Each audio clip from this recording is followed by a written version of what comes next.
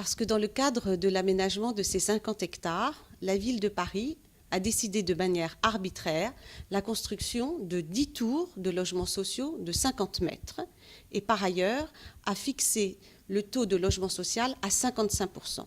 Pour ces deux raisons, nous pensons en effet que c'est destructeur pour le quartier, parce que la construction de tours, ça ne se fait plus nulle part dans le monde, ni même en Europe, et que pour un écoquartier, ça n'est pas concevable.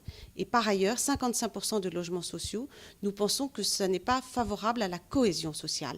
Nous souhaiterions qu'il y ait un tiers accession à la propriété, un tiers logement intermédiaire et un tiers logement social. Il faut savoir aussi que par ailleurs, concernant des tours d'habitation, d'habitat social, nous allons en détruire une à quelques centaines de mètres de là, porte bouchée.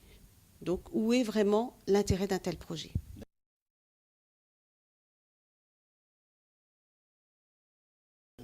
Nous avions déjà proposé de faire en sorte que les grands architectes, au moment de la discussion, du travail du Grand Paris, soient consultés, de façon à nous donner une opportunité d'avoir les plus belles signatures sur ce terrain. Le maire de Paris a refusé que les grands architectes soient consultés. Nous avons après suggéré d'autres possibilités d'aménagement, et concernant entre autres le problème du logement, en effet, ce que nous souhaitons, c'est que toutes les catégories sociales de la population s'y retrouvent, qu'un jeune ménage qui souhaite profiter du prêt à taux zéro à l'heure actuelle du gouvernement puisse en effet devenir acquéreur de son logement. Donc il faut les prendre en compte. Et nous souhaitons donc, je vous le répète, accession à la propriété, un tiers logement social, un tiers logement intermédiaire.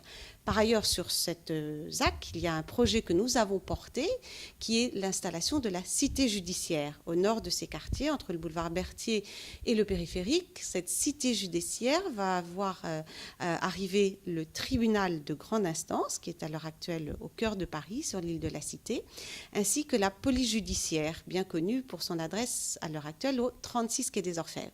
Donc cette cité judiciaire est pour nous un équipement structurant que nous attendions sur ce secteur et nous nous réjouissons de l'annonce par le président de la République le 29 avril dernier de cet équipement. Et là, nous aurons une tour, pour cette fois, mais de très grande hauteur. Mais là, nous parlons de bureaux.